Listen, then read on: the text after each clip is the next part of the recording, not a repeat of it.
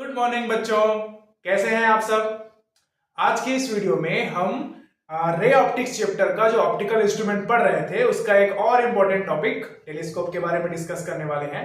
इसके पहले वीडियो में हमने एस्ट्रोनॉमिकल टेलीस्कोप को देखा, जिसके थ्रू हम क्या करते थे, celestial bodies like planets, stars, उसको हम क्या कर पाते थे, ऑब्जर्व कर पाते थे। ठीक है, फिर थोड़े दिन बाद ये सोचा गया कि हम उस क्या बोल सकते हैं, आपका जो टेलीस्कोप था, ठीक है, जिसके थ्रू हम उसको देखते थे, उसको और किस तरह से मॉडिफाई करके एडवांस किया जाए, उसके जो फीचर्स हैं उसको किस तरह से क्या किया जाए और उभारा जाए।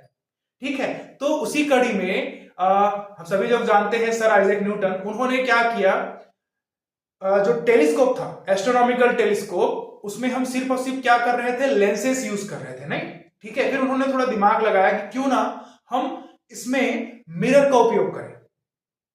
ठीक है, तो उन्होंने फिर मिरर का उपयोग करके जो टेलीस्कोप बनाया, उसको हम बोलते हैं रिफ्लेक्टिंग टाइप टेलीस्कोप। उसी को कैसेग्रेन टेलीस्कोप भी बोला जाता है। ठीक है, ये उसका अरेंजमेंट है बच्चों, बिल्कुल इस तरह से होता है।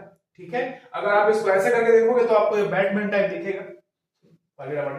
ठीक है, बट ध्यान देने वाली बात ये है कि ये जो है वो ज्यादा एडवांटेजियस है as compared to astronomical telescope. कैसे, देखिए उनका अरेंजमेंट कैसे था। ये एक छोटा सा ट्यूब बनाया उन्होंने, ये अपर्चर के साथ, यहां पर से ये वाला पोर्शन से जो ऑब्जेक्ट से आ रहे रेज हैं उसको क्या किया उन्होंने, इंसर्ट किया, कहां, अंदर।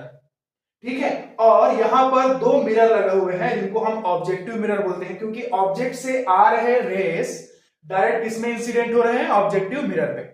ठीक है, अब जैसे ही ये यहां पर क्या हुए, क्या बोल सकते हैं, आपका इंसिडेंट हुए। ठीक है, आप देख सकते हैं इसका शेप कैसा है, कॉन्केव है ना। तो ये जो शेप है उसके कारण से जो बीम आया था, जो रेस आए थे, उसको उन्होंने क्या किया, एक पर्टिकुलर पॉइंट पे क्या कर दिया, फोकस कर दिया। ये ऊपर वाला यहां पर फोकस किया और ये नीचे वाला जो है वो यहां पर फोकस किया। ठीक है, अब यहां पर हमने सेकेंडरी मिरर लगाया हुआ है। आप देख सकते हैं कि ये जो मिरर है तो इधर रिफ्लेक्टिंग है, इसका मतलब ये हो गया कि किस टाइप का हो गया, आपका कॉन्वेक्स मिरर। ठीक है ना। तो यहां पर दो मिरर हो गए, ये कॉन्केव हो गया जो उसको प्रॉपर्ली एक जगह पे फोकस करेगा, फिर कॉन्वेक्स क्या करेगा, यहां से उसको कहां पे ट्रांसफर कर रहा है, आई पीस के पास, जो आपका छोटा सा कॉन्वेक्स लेंस है उसके ऊपर क्या करता है, फोकस। ठीक है, तो इससे फायदा ये हुआ कि यहां पर जो रेस आ रहे थे, जो थोड़े से फैले फैले थे, है ना, उसको क्या किया, एक पर्टिकुलर पॉइंट पे क्या कर दिया गया, फोकस कर दिया गया।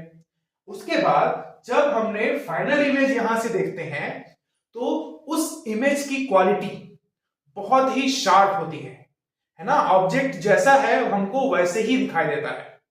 ठीक है, जो हम बोलते हैं कि उसका जो एबरेशन होता है, ठीक है, मतलब उसमें फ्लटरनेस या किसी प्रकार का धुंधलापन, वो सब कुछ हट जाता है, आपको एकदम क्लियर दिखाई देता है। ठीक है, तो ये जो डिजाइन है, ठीक है, वो था किनका, न्यूटन का। ठीक है, उन्होंने एक न्यूटोनियन टेलीस्कोप भी बनाया था, जिसके थ्रू वो क्या करते थे, ये वाला जो मिरर रहते हैं ना, इसको जहां पर वो इंसिडेंट रे आ रहे हैं उसको क्या करते थे, एडजस्ट कर सकते थे। ठीक है, उसके अकॉर्डिंग भी वो चीजों को देखा करते थे। ठीक है, तो आपको ये ध्यान रखना है कि रिफ्लेक्टिंग टाइप टेलीस्कोप जो है एक ऐसा टेलीस्कोप है जिसमें हम लेंस के साथ मिरर भी यूज करते हैं। मिरर यूज करने का फायदा यह होता है बच्चों कि जितना हमको लेंस की क्या बोल सकते हैं, ऑप्टिकल क्वालिटी के लिए मटेरियल चाहिए, उससे कम मटेरियल में हमारा मिरर काम करता है। इसका मतलब ये हो गया कि इसका जो मेंटेनेंस है ना, वेइंग मेंटेनेंस, वो क्या हो जाता है, कम हो जाता है। आप चाहो तो ये डायग्राम बना सकते हो, बहुत इजी है, बट ध्यान ये रखना कि ये जो है वो ज्यादा एडवांटेजियस है ना, as compared to astronomical telescope. But अगर मैग्नीफाइंग पावर पूछना रहेगा आपको तो वो उसी के बारे में पूछेगा। ठीक है,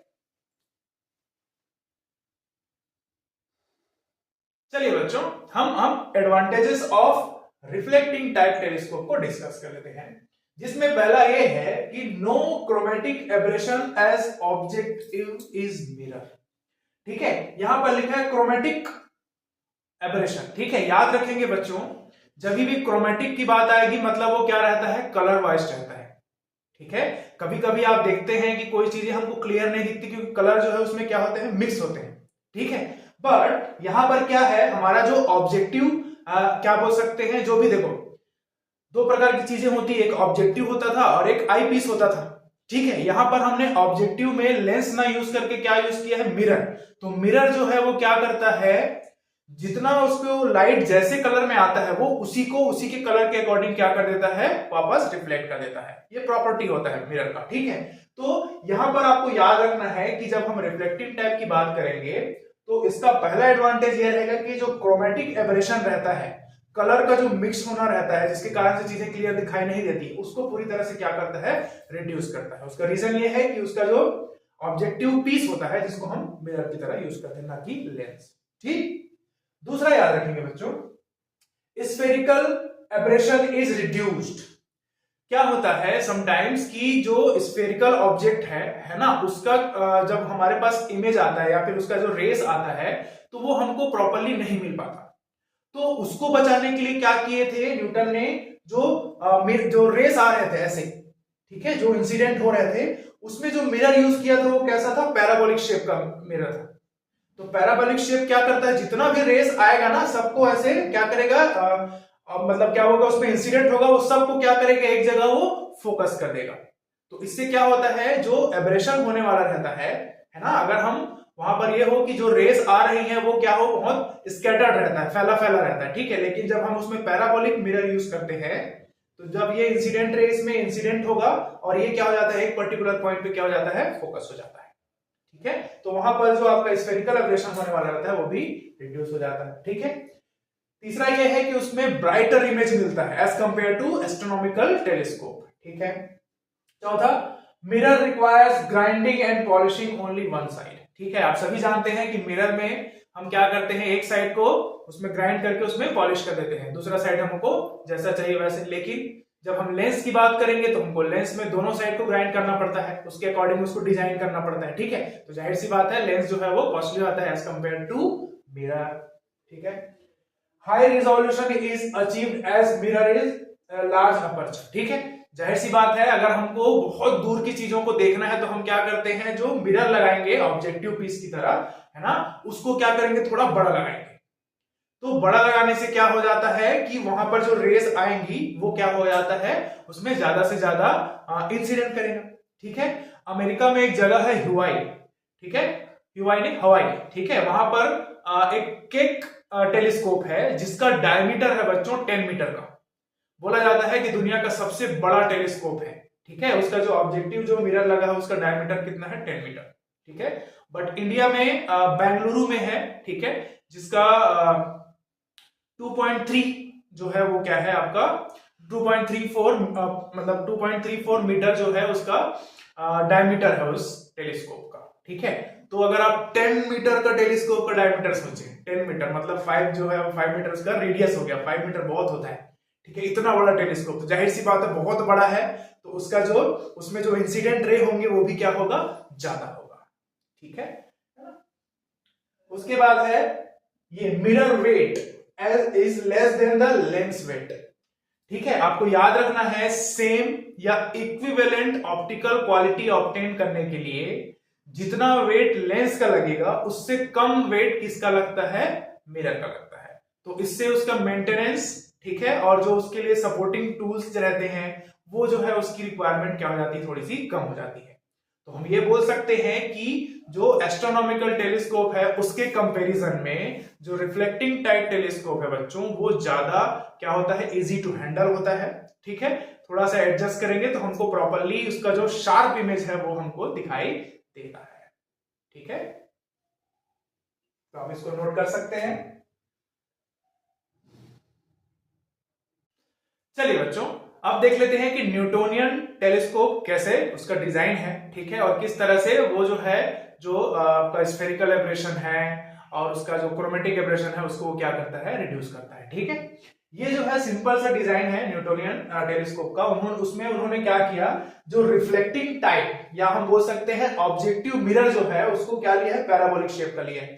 ठीक है, तो इसमें जितने भी इंसिडेंट रे आएंगे या बोलेंगे लाइट का जो बीम आएगा किसी डिस्टेंस प्लैनेट से, लाइट मतलब डिस्टेंस ऑब्जेक्ट से, लाइक प्लैनेट या स्टार से, उसको वो क्या करता है, इस तरह से उसमें सभी में इंसिडेंट होगा। और हमको पता है इस वाले का जो कॉन्केव मिरर रहता है उसका नेचर क्या रहता है, वो क्या करता है, कन्वर्जिंग होता है, तो एक जगह उसको क्या कर देता है, फोकस कर देता है।